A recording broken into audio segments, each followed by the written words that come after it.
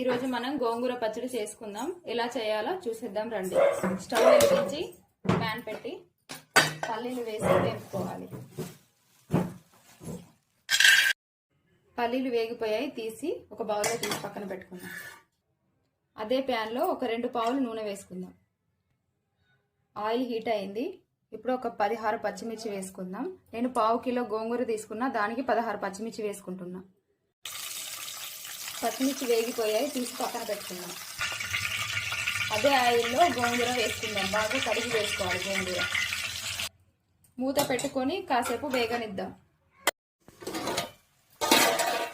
గోంగూర బాగా వేగిపోయింది, stove off చేసేద్దాం.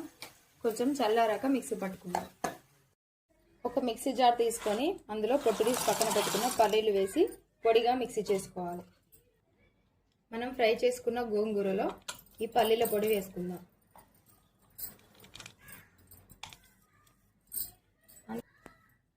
పచ్చిమిర్చి కూడా వేసుకుందాం.